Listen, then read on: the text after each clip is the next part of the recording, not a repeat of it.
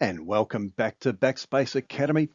In this practical lab on highly available and fault-tolerant Node.js servers, we'll look at creating, using the AWS Elastic Beanstalk deployment service, we'll look at creating a highly available and fault-tolerant architecture for deploying our web applications. Once we've done that, we'll then look at using this architecture to deploy our code and also use Elastic Beanstalk to manage how we release new versions of our application to this architecture. So this architecture is going to be very, very complex. It's going to have elastic load balancers. It's going to have EC2 instances in an auto-scaling group. It's going to have all of the nuts and bolts that need to go into that. It's going to have route tables, network access control, this whole heap of stuff. But the good thing is we don't need to worry about that.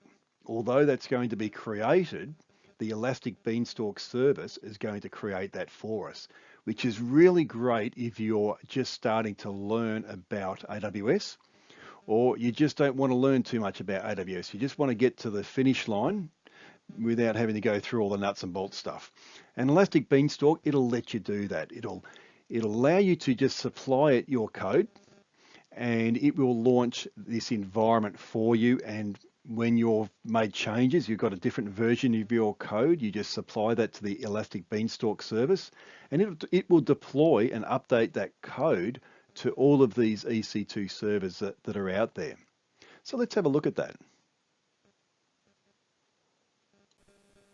Okay, so here I am in the management console. We get to Elastic Beanstalk again through services. We go to the compute area and select Elastic Beanstalk. If we haven't created an Elastic Beanstalk environment before, or an Elastic Beanstalk application, we'll be presented with this welcome screen. We don't need to worry about that too much. We're just going to go up into the top right-hand corner here and click on Create New Application. We'll give our application a name.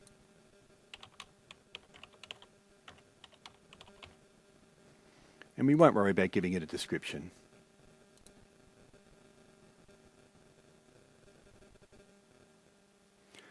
So we've just started our Backspace-intro application. For it to work, it needs to be able to be launched onto something, and it also needs code. So we need to be able to create an environment or an architecture that will consist of all of our servers and our load balancer and all that sort of stuff. And we also need to upload our application code as well. So for this, we're going to launch an environment, and we're going to use the AWS sample Node.js code for that, and then we can play around with, we can download that, and then we can change that a little bit and then upload a new version of that Node.js application and see what happens. So for now, let's just click on where it says no environments currently exist, and we'll click on create one now. We're looking to create a web server environment. And again, we'll look for a domain for this. I'm just going to type in Backspace, but yours will have to be different, of course. And that one's available for me, so I can use that. I'm not going to worry about putting a description in. Now we're going to use a pre-configured platform, which will be for Node.js.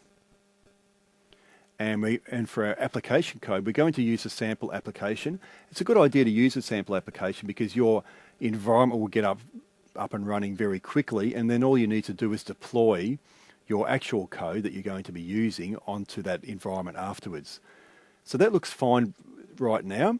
So the only thing we need to change is we need to go into configure more options, and we need to make sure that it's a highly available architecture.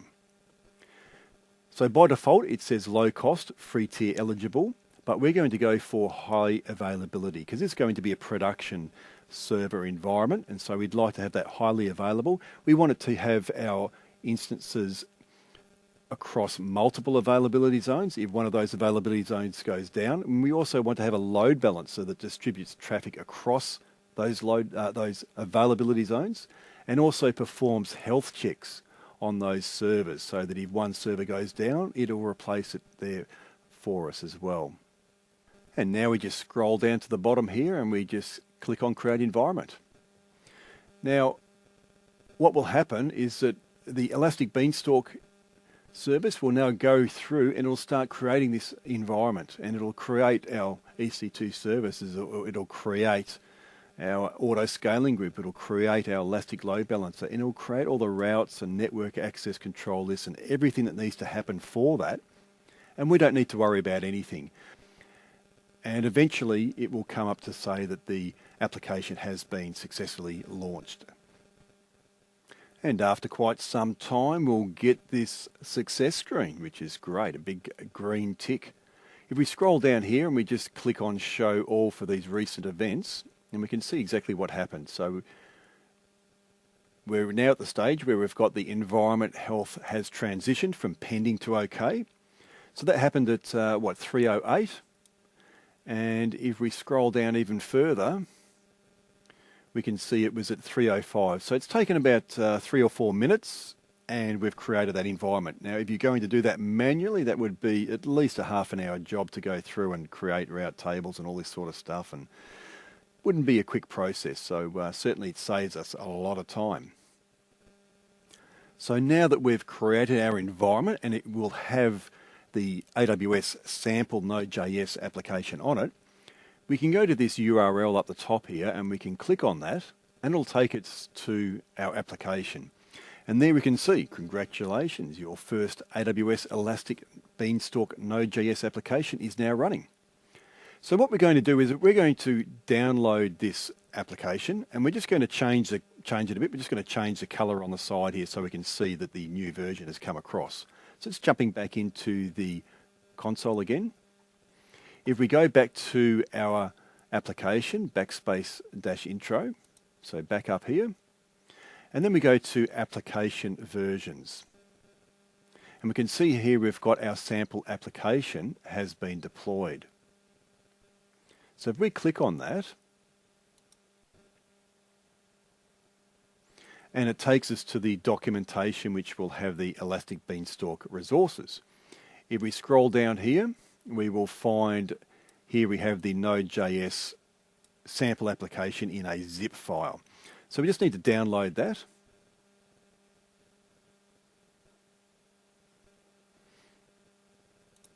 And once we've downloaded that, just unzip it to somewhere. Okay, so now that I've downloaded that sample application, I can unzip it. And what I need to do is just get that index.html file inside of that and just going to edit it.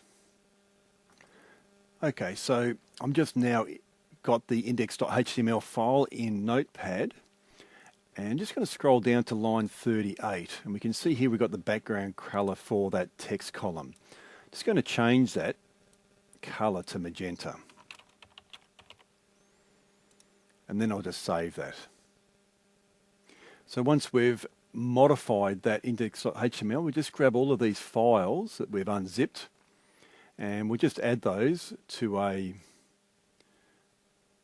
zip file. And there's our zip file.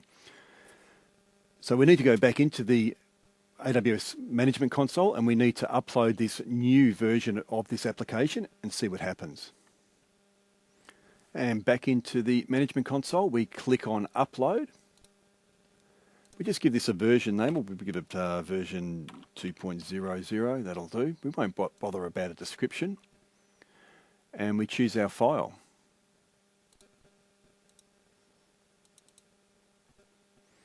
And upload our file. And if everything goes fine, we'll have this here. So all we need to do now is just select our new version and we deploy it. So just click on Deploy. We select our environment. We've only got one environment there, and we'll select that and we'll deploy it to that environment that we created. So that's all happening, and we can see there's a message there saying that it started successfully, and we can go to the events page and see what's happening. And then we can see we're deploying a new version to the instance. And when it's ready, it'll have a success screen. Okay, so our environment has transitioned from OK to info, and we've got our new version of our application deployed onto our environment. So again, if we go to our URL up the top here, we should be able to see our new version of the application. And there you can see it's uploaded that, or it's deployed that new version of the application to those server instances, and it has a magenta background.